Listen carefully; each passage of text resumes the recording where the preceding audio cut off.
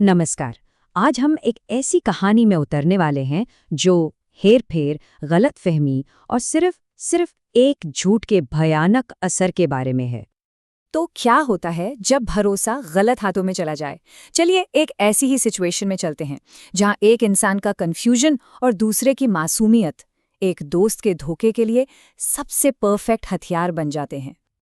तो ये कहानी 3 किरदारों के आसपास बुनी गई है, आराध्या, अंश और विहान। इनके फैसले और शायद उससे भी ज्यादा इनकी खामोशी इन तीनों को एक ऐसे मोड़ पर लाकर खड़ा कर देगी जहां से लौटना नामुमकिन होगा। तो होता यह है कि अपने दोस्त विहान की सलाह पर एक कंफ्यूज्ड आराध्या अपने दिल की उलझन को सुलझाने के लिए अंश की फीलिंग्स को टेस्ट करने का फैसला करती है और इसके लिए वो एक मीटिंग रखती है। अब अंश तो ये सोचकर गया था कि एक नॉर्मल फ्रेंडली बातचीत होगी, लेकिन हुआ ठीक उल्टा।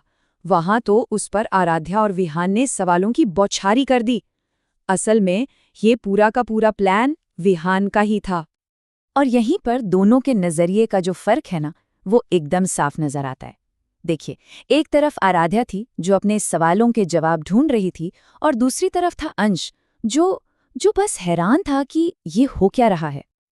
अच्छा, अब इस कंफ्यूजन को और बढ़ाने के लिए आराध्या ने विहान को अपने बॉयफ्रेंड की तरह इंट्रोड्यूस किया, लेकिन अंश को विहान से वो बॉयफ्रेंड वाली वाइब आई ही नहीं। उसका बर्ताव एकदम दोस्तों जैसा था, जिसने अंश को और भी ज्यादा सोचने पर मजबूर कर दिया। खैर, शायद आराध्या को भी लगा कि पहली मीटिंग एक बड़ी गलती थी, इसलिए उसने एक और मीटिंग अरेंज की। लेकिन इस बार उसने अंश को अकेले मिलने के लिए बुलाया। अब देखिए, अंश को पता था कि उसकी अपनी फीलिंग्स काफ़ी इंटेंस हैं, तो उसने जानबूझकर अपनी उस इमोशनल एनर्जी को दबाने की कोशिश की ताकि आराध्या को अनकंफर्टेबल महसूस ना हो।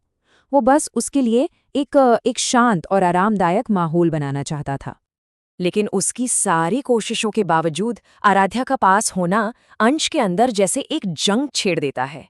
एक तरफ उसका दिल था जो उसे गले लगाना चाहता था, और दूसरी तरफ था उसका डर और भोलापन जो उसे बार बार रोक रहा था।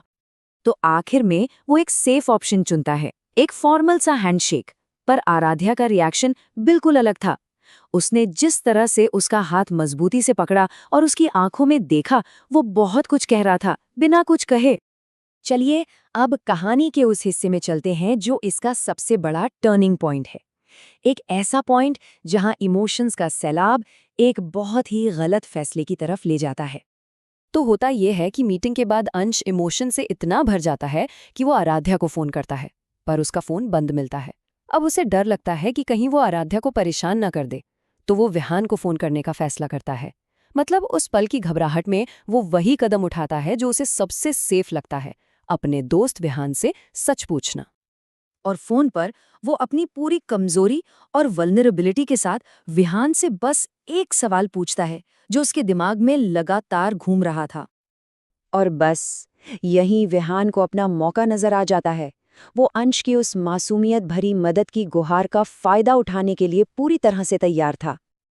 और विहान का जवाब एक बहुत ही कैलकुलेटेड 2 हिस्सों वाला झूठ था। एक ऐसा झूठ जो अंश की हर उम्मीद को खत्म करने के लिए बनाया गया था। अब देखिए, अंश उस मेंटल वाले कमेंट पर ज्यादा ध्यान नहीं देता, लेकिन वो एक लाइन, वो तुम्हें नहीं चाहती, ये लाइन उसके दिल में किसी जहरीले तीर की तरह चुभ जाती है। और ये समझना जरूरी है कि अंश के लिए ये सिर्फ एक ना नहीं थी, ये उसकी जिंदगी का पहला रिजेक्शन था। पहली बार उसे इस तरह की इमोशनल चोट पहुंची थी। और बस विहान का बोला हुआ वो एक झूठ काम कर गया। अंश का दिल पूरी तरह टूट गया और उस एक झूठ ने उन तीनों की जिंदगियों का रुख हमेशा हमेशा के लिए बदल दिया। तो आखिर में ये कहानी हमें एक सवाल के साथ छोड़ जाती है कि खामोशी की असली कीमत क्या होती है। और सोचिए, क्या होता अगर जो बातें दिल में थीं वो कह दी गई होती, अगर सच सही इंसान से पूछा गया होता।